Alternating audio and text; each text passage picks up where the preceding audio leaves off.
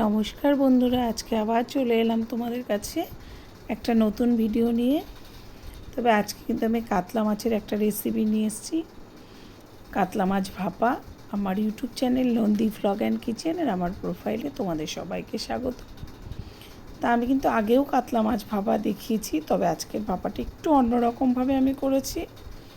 আজকে কিন্তু আমি একবারে মেখে নিইনি। আমি প্রথমে কড়াই একটু তেল দিয়ে কালো জিরে ফোড়ন দিয়ে দিলাম। তারপরে সব মাছগুলোকে আমি নুন হলুদ দিয়ে মেখে রেখেছিলাম, সেই মাছগুলো কড়াইয়ের মধ্যে আমি দিয়ে দিলাম।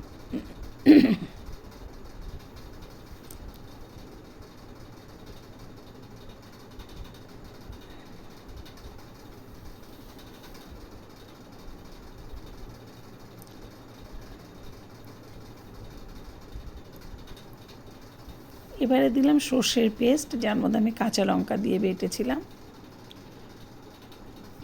সর্ষের পেস্টটা দিয়ে দিলাম আর দিয়ে দিলাম সঙ্গে হলুদ,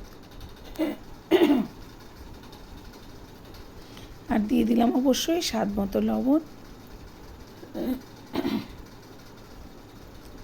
আর কড়াইয়ে যেহেতু আমি তেলের পরিমাণটা অল্প দিয়ে দিয়েছিলাম, সেই জন্য এখানে আরেকটু তেল দিয়ে দিলাম। এবারে মাছটাকে আমি একটু নাড়িয়ে নেব কড়াইয়ের মধ্যে।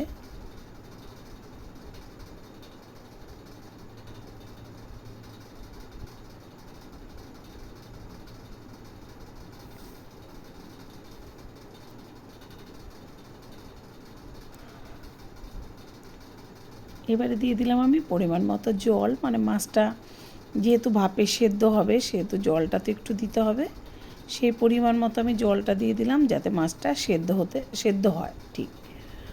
আবার অনেক বেশি জলও দিয়ে দেওয়া যাবে না। দিয়ে দিলাম আমি এখানে 4টে কাঁচা লঙ্কা গোটা গোটা দিয়ে দিলাম। দিয়ে এবারে কিন্তু আমি একদম ঢেকে দিলাম, কারণ নুন হলুদ তেল লঙ্কা সব দেওয়া হয়ে গেছে। এই যে জলটা কিন্তু বেশ ফুটছে, ঝোলটা।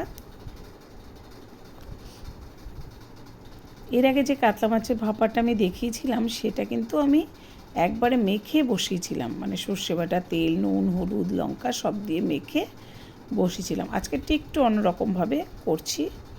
তো তোমরা অবশ্যই সঙ্গে থাকো বন্ধু, সম্পূর্ণ ভিডিওটা দেখার জন্য। আমি এইভাবে মাছটাকে একটু ঢেকে ঢেকে ঢেকে ঢেকে করে নেব।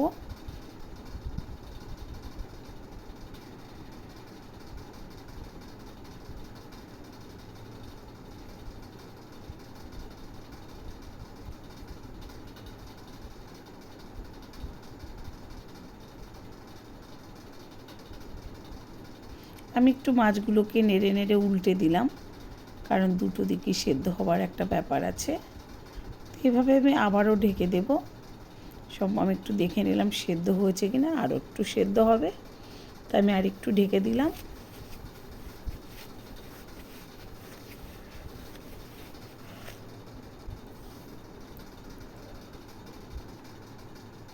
তো এবারে কিন্তু মাছটা সেদ্ধও হয়ে গেছে, আর ঝোলটাও কিন্তু অনেকটাই কমে এসছে।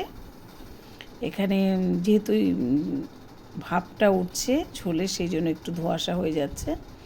এবার একদম শেষে আমি দিয়ে দিলাম কিছুটা ধনে পাতা কুচি।